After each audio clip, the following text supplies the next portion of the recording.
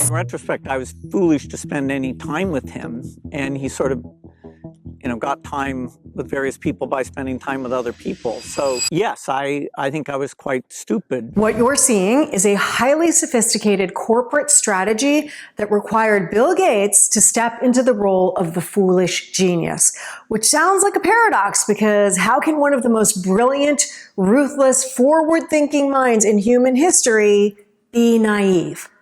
But in high-stakes damage control, playing dumb is actually a brilliant PR move because being seen as oblivious is vastly better than being seen as complicit. For the last 2 decades, Bill Gates managed the greatest brand pivot in history. He went from Mr. Tech to Mr. Rogers. But as the unsealed Justice Department files continue to leak, the carefully sculpted reputation he and his team have built is cracking under the weight of his association with Jeffrey Epstein. Bill Gates has spent years carefully cultivating his image as an admired global philanthropist. But as more details about his relationship with Jeffrey Epstein become public, that image is starting to crack. Gates and his lieutenants had long claimed that his ties to Epstein were strictly about philanthropy. Over the last 3 months, I found that revelations about his association with Epstein have started to shatter his carefully curated image. Just a few days ago, Bill Gates voluntarily testified before Congress behind closed doors about his relationship with Epstein. Gates and his team would love for you to believe it's about legal and moral accountability. And yes, there is a piece of that. But if you look closely, it's the next logical step in a multi-year chess match to save one of the biggest brands on the planet. In this video, we aren't here to speculate on crimes. We're pulling back the curtain on the anatomy of crisis management.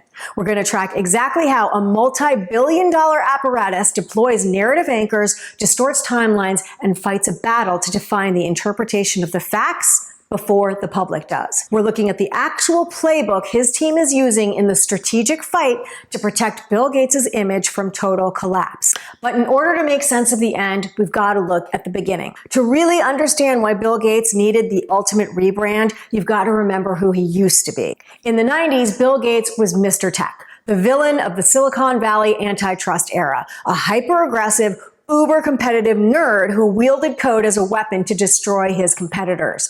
But by 2008, a massive structural shift was underway when Gates officially left his full-time day-to-day role at Microsoft to save the world and focus on the Bill and Melinda Gates Foundation. But it's kind of hard to run a global humanitarian foundation using the image of a ruthless tech tycoon. So his team set about transforming his personal brand and carefully sculpted a new character arc. The gentle, brilliant, sweater-wearing philanthropist who just wanted to solve the world's biggest problems. But in order to successfully complete the brand pivot, you've got to do more than just issue a few press releases. You have to weave that new persona directly into the fabric of pop culture. And his media team understood the assignment.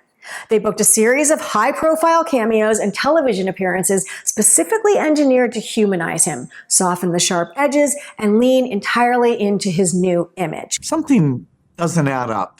Oh, now I remember. If something doesn't line up, and he gets really frustrated. From The Big Bang Theory to Silicon Valley to the carefully orchestrated 3-part Netflix documentary, Decoding Bill, we see textbook brand sculpting to not only solidify him as the global grandfather solving humanity's biggest existential threats, but to create something called status insulation. This is an effective PR strategy that makes an individual or corporate brand appear so vital to global progress or public well-being that it effectively becomes uncancelable. This creates a shield where the audience is led to believe that holding the brand accountable would actually do more harm to the world than good. And you're going to see why this was such an important currency for him to have and how brilliant his teams were to create it in just a few minutes. But something you need to keep a pin in your mind is the year 2008. Remember, yes, this is the year Gates switches gears to focus on the foundation, but it just so happens to be the exact same year Jeffrey Epstein first pleads guilty to felony charges in Florida and became a registered sex offender. And this matters because anything that happens after this point occurs in a world where the reality of Epstein's actions was a matter of public record. Fast forward to 2019. Now, I want to clarify the timeline of Epstein because it really gets kind of murky, and I actually had to sit down and work all of this out in a diagram. So the actual documents were released in waves, and the first batch was in 2019 following Epstein's arrest and death. A federal appeals court unsealed roughly 2,000 pages of deposition transcripts and records from a 2015 civil defamation lawsuit filed by accuser Virginia Giuffre against Ghislaine Maxwell. Then, from 2020 to 2021, federal judges continue to unseal steady tranches of documents related to that same civil lawsuit. Then, in January of 2024, a federal judge ordered the massive unsealing of thousands of pages of court records, revealing the previously redacted names of over 150 individuals, including associates, employees, and high-profile acquaintances of Epstein. Also, in case you didn't know, the phrase the Epstein files initially entered the public vocabulary in 2019, referencing investigative reporting and that initial batch of legal documents. But it's not until the 2024 election cycle that the term evolved into a massive weaponized talking point, heavily fueled by the highly anticipated court-ordered unsealing of the documents. So Bill Gates is never mentioned in the 2019 batch of documents, that first wave. The first time we learn of Bill Gates' connection to Epstein is actually when the New York Times publishes a major investigative report revealing that Gates had met with Epstein multiple times starting in 2011. And if you're sticking with me, you recall that important date, 2008, long after Epstein's initial conviction in Florida. This is the exact point Gates and his PR team begin to execute something known as controlled burn. This is a baseline strategy of their entire playbook, okay? And they do this between 2019 and 2026. They are not dumb. They smell the smoke. They can see what's coming on the horizon, and when a corporate brand knows a massive wildfire is eventually coming, and in this case, the inevitable unsealing of the files, they don't wait to get engulfed. They do this thing where they intentionally burn small patches of brush ahead of time to control where the fire goes. So they got out in front of the fire by using a tactic called philanthropy laundering. This is a highly calculated framing mechanism. By framing his motivation entirely around saving lives, it washes out the dirty affiliation. And listen, I would have done the exact same thing. I would have leaned heavily into that story and put as much focus as possible on Gates' humanitarian image. They acknowledged Gates met with Epstein multiple times starting in 2011, but Gates' sole purpose in attending these meetings was to secure funding Epstein claimed to have to benefit the work of the Bill and Melinda Gates Foundation. They released a statement explicitly stating Bill Gates regrets ever meeting with Epstein and recognizes it was an error in judgment to do so. And that line is so important, and you'll see why as we look deeper into this, so remember it. And now check out this next clip, which adds an important piece to the PR puzzle. And do me a favor, hit subscribe if you enjoy these kinds of breakdowns. I know everyone tells you to do that, but it really does help small channels like mine grow. So thank you. It wasn't one moment or one specific thing that happened. There just came a point in time where there was enough there that I realized it just wasn't healthy and I couldn't trust what we had. So in high stakes reputation management, a divorce of this scale can be a catastrophic variable. Why? Because it introduces a rogue narrator, the ex-spouse. The corporate PR team can script Bill Gates, but they cannot control the script of Melinda Gates, who holds equal equity in the brand's moral authority. Once they announce the divorce, the media gets digging and quickly connects the split to the 2019 Epstein revelations. So in March of 2022, Melinda French Gates sits down with Gayle King on CBS Morning to make her position clear. Among those contributing factors, Bill's connection to convicted sex offender Jeffrey Epstein. The disgraced financier died in jail in 2019 while awaiting trial for sex trafficking charges. Bill had a friendship or business or some kind of contact with Jeffrey Epstein. It's not one thing, it was many things. But I did not like that he'd had meetings with Jeffrey Epstein, no. And you made that clear to him. I made that clear to him. Pay absolute attention to what Melinda is doing here. She is completely stripping away any corporate cover of collective ignorance. She isn't just speaking as an ex-wife, she's speaking as the co-chair of the Global Foundation. By confirming she explicitly warned him years prior, she shifts the narrative from a shared organizational oversight to an isolated, deeply personal choice. Watch how she immediately escalates the framing by completely shifting the language profile. I wanted to see who this man was, and I regretted it from the second I stepped in the door. He was abhorrent. He was evil personified. I had nightmares about it afterwards. My God, I feel terrible for those young women. It was awful. I mean, look at the specific words she chooses. She completely rejects clinical, sanitized corporate buzzwords like misjudgment or error. Instead, she uses heavy, undeniable, emotional language. Abhorrent, evil personified, nightmares. This is a masterclass in moral framing. And what I love about this tactic is, first of all, it's incredibly genuine, but also she is not mincing words or using vague language, which so many people do when they're being interviewed. She is painting Epstein in the darkest possible colors. She positions herself entirely on the side of absolute moral clarity and empathy for the victims, which, and this is completely genius, it simultaneously leaves Bill completely stranded on the wrong side of that line. And she knows exactly what she's doing, because then she delivers the definitive blow that completely corners his PR apparatus.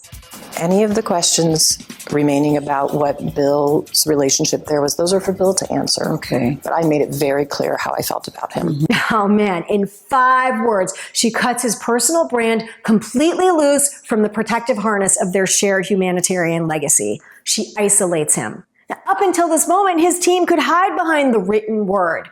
But with his marriage finalized and his ex-wife publicly throwing rocks at his choices, well, rocks beat paper every time. And personally, I love that she drew this line in the sand. Those questions are for those people and for even my ex-husband. They need to answer to those things, not me. She was like, hell no, I'm not answering for my husband. Leave me out of this. His choices are exactly that, his choices, and he can do the explaining. And that is exactly what he was forced to do. I had dinners with him. I had several dinners with him. I was only at dinners. When a global brand faces an existential threat, the worst thing a PR apparatus can do is invent a new lie.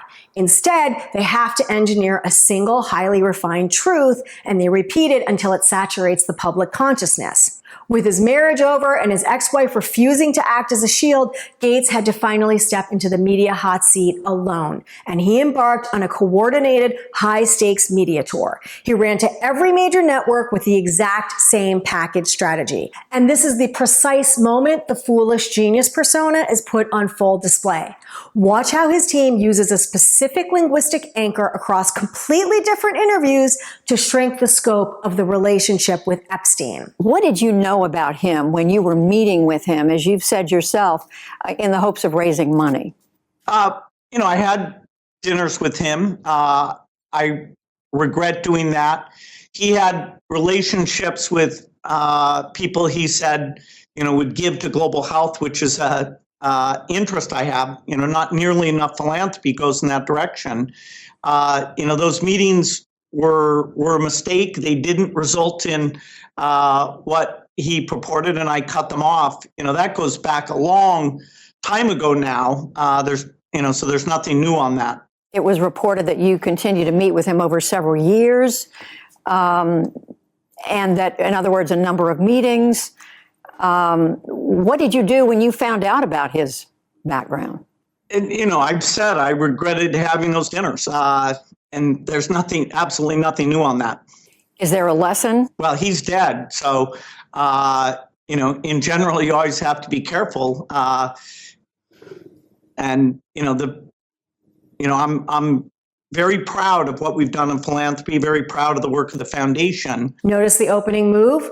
The very first word he uses to define a multi-year timeline of international travel, meetings, and townhouse visits is dinners. Dinners, pretty innocent, right? That's why he leads with it. This is a strategic minimization anchor. It sounds social, casual, but watch what happens when you track this exact anchor to a completely different network, facing a completely different interviewer. Here he is on CNN with Anderson Cooper. Can you explain your relationship with Epstein? Did you have any concerns? Was there ever any concerns you had about it? Oh, certainly. I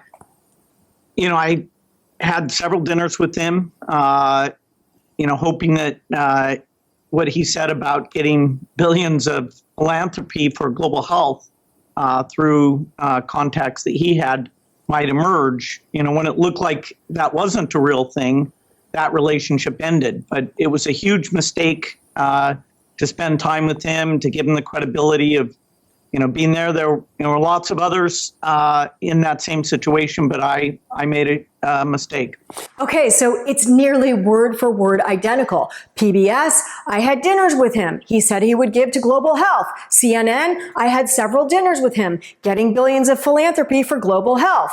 This is the execution of a corporate message map. Now, when we're mapping out narratives for our agency clients, this is the exact playbook we enforce because it works just as effectively for a brand that is not under catastrophic fire. You don't invent 5 different stories. You engineer one highly refined truth and repeat it until it saturates the market. This is my story, and I'm sticking to it, and I'm going to tell it over and over and over. And this is exactly what the Gates PR apparatus executed here.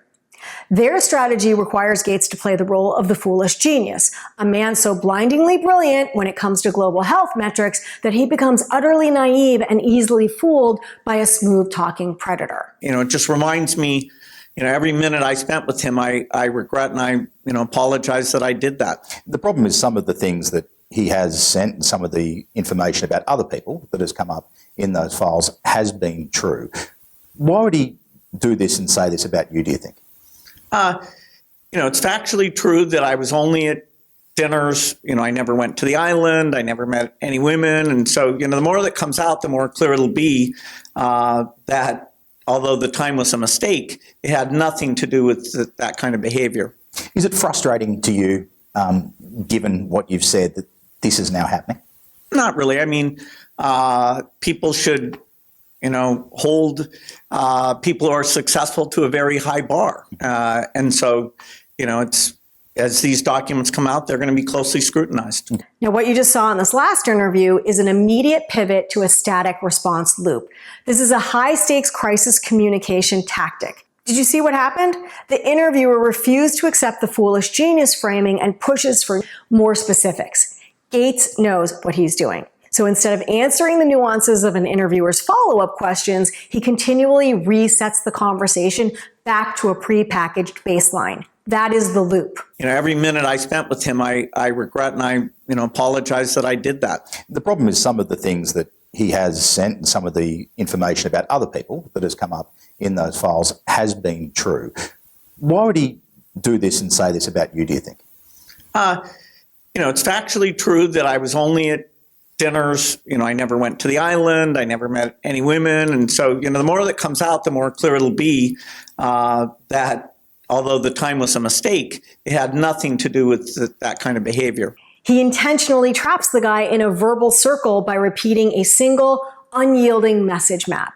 He builds a linguistic brick wall that starves the media of new data, new headlines, or emotional reactions. And the goal here is to signal to the entire media ecosystem that the case is closed. The explanation has been given, and any further questioning is just redundant noise. Now, for nearly 4 years, this packaged defense held the line, because without primary documents, the public had to choose between the word of a global savior and the word of a dead predator. But a static response loop only works if the facts stay static. And by the time we reach the next phase of the timeline, the raw data completely overrides the script. So now we're in May of 2023 when the Wall Street Journal dropped a bombshell that completely stripped the Gates brand of its humanitarian cover. They exposed that Gates had an affair with a young Russian bridge player named Mila Antonova. More importantly, they revealed that Jeffrey Epstein discovered the affair, paid for Antonova's coding school, and later explicitly threatened Gates, attempting to use the financial paper trail as blackmail leverage to force Gates into anchoring a multi-billion-dollar charitable fund. This completely shattered the geometry of his crisis management strategy. The story was no longer about global health funding. It was now a story about personal vulnerability, hidden infidelities, and active blackmail. This story has everything. Suddenly, the static response loop wasn't enough. The PR machine had to find a way to humanize his vulnerability before the timeline spiraled into shattering his reputation. And their next move was textbook character reconstruction, and it happened in 2 distinct phases. Fast forward to early 2025. Gates launches a massive global media tour for his memoir. But look at the subtle psychological framing his team begins to seed into the public narrative. He gives an intimate one-on-one for the Wall Street Journal, the very same newspaper that breaks the affair and blackmail story. Coincidence? Of course not. This is another maneuver out of the playbook. So he starts by focusing on his hyper-specific personal eccentricities, his intense childhood, his social awkwardness, and his lifelong habit of rocking back and forth under stress.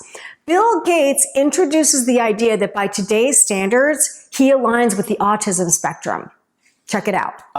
Asperger's or on the spectrum. It's a fairly new thing, Used to be autism had a fairly narrow definition that was, clearly identifiable. But this idea that if you're slow socializing, I have a behavior where I rock that bothers people, but that's also common, so-called self-stimming type things. So I realized, wow, there's a bit of a pattern match there. In his upcoming book, Source Code, Bill Gates reveals new details about his childhood, including the realization that were he a kid today, he would be diagnosed on the autism spectrum. This is not an organic, off-the-cuff discussion. In high-stakes PR, this is called diagnostic humanization. By spotlighting his inherent neurodivergence and social processing differences, the PR team is subtly handing the audience a new pair of glasses to view his past choices. The subtext they want you to internalize is he isn't a malicious actor hiding secrets. He's a brilliant but socially isolated and awkward mind who struggles to read social cues and malicious intent. Next, watch how Gates handles the cross-examination when editor-in-chief Emma Tucker directly asks if he was targeted. The Journal previously reported on Gates's ties to Jeffrey Epstein, including that Epstein threatened Gates over an affair he had. The two met a few times, Gates says, to discuss philanthropy. Do you think, looking back at that moment, that you were being played? Well, Jeffrey, in retrospect, I was foolish to spend any time with him, and he sort of got time with various people by spending time with other people. So yes, I think I was quite stupid.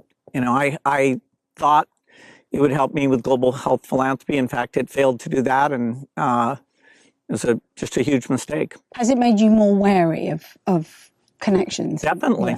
Yeah. Are you kidding? So look at his body language and word choice. When hit with the ultimate question about blackmail and leverage, he doesn't get defensive. Instead, he leans entirely into the foolish genius persona, using words like naive and stupid. Pretty profound stuff hearing Bill Gates, the man who outmaneuvered the United States government and antitrust court, call himself stupid and foolish. In the calculus of elite crisis management, being viewed as an incredibly gullible victim who got played by a master manipulator is a million times safer. Now, for an entire year, this humanization shield allowed him to protect his reputation. And if you were to map out this entire trajectory on a graph, his reputation was on a steady upward curve post-divorce because they were staying out in front of the narrative. But the moment the blackmail leaked, that curve dropped right off of a cliff. It goes from controlling the narrative to them having to push the boulder of crisis management up the hill, trying to regain control. And this is what a high-stakes PR crisis looks like when a brand this big is in trouble. It's this battle, and you've got to be set up and prepared for what's coming next, anticipating the media, anticipating the news cycles, and anticipating the skeletons in the closet finally coming out. And that brings us to January of 2026, the moment the corporate-controlled burn erupted into a raging wildfire, when the Department of Justice officially unsealed millions of pages of raw, unredacted records under the Epstein Files Transparency Act. Bill Gates' name appeared more than 3,000 times in the files. More damagingly, it unsealed photos of Gates standing side by side with Epstein's private pilot. So the static response loop of, oh, it was just a few casual fundraising dinners, was shattered. The calendar logs proved a systemic pattern of multi-year international interactions stretching across from Washington to New York to Germany, and France. And when the raw data outpaces the corporate script, the crisis inside an organization shifts from external positioning to internal survival. And this is exactly why whenever we run a forensic brand audit for a business, we don't just look at the surface PR. We've got to also focus on the unreleased operational data. Because if there is a gap between what you're telling the market and what your internal records actually say, a collapse is inevitable. So check out the final desperate PR maneuver. In crisis management, when your outer wall is completely breached, do you surrender? No! You execute a perimeter defense shift. You abandon your old lies, admit to a lesser truth, and build a brand new unyielding firewall. In a town hall meeting with employees, Gates admitting to 2 affairs with Russian women and what he says about the photos of him in the Epstein files. Today, the fallout growing as Gates was pressed by employees at a Gates Foundation town hall. According to the Wall Street Journal, which revealed audio of the meeting, Gates told employees it was a huge mistake to spend time with Epstein. He acknowledged that his relationship with Epstein began after Epstein was convicted of soliciting a minor. And he claimed that he, one of the wealthiest men in the world, did not properly research Epstein's background that would have revealed his sordid past. Knowing what I know now makes it, 100 times worse. Gates acknowledged his association probably helped Epstein rehabilitate his image. And he revealed other damning specifics, saying the men flew together on a private jet and that they hung out in Germany, France, New York, and Washington. But Gates was adamant that he never witnessed any criminal activity. But Gates did acknowledge he had affairs with 2 Russian women. And Gates also addressed these photos, saying there were pictures Epstein asked him to take with his assistants. This is the absolute climax of the crisis management collapse. With the release of the files in 26, Gates finally had to cop to the true scope of the exposure. So he gave up those deeply damaging facts willingly. Why? To protect the final firewall. In this game of cat and mouse, when new information exposes you, the strategy has to pivot to choosing the lesser of 2 damnations. Tough decisions have got to be made about what to admit. And it's a calculated decision to admit to affairs and gross personal misjudgment in a desperate bid to salvage credibility. Because what good is Bill Gates to his legacy and the foundation if he has no credibility? The stakes could really not be higher.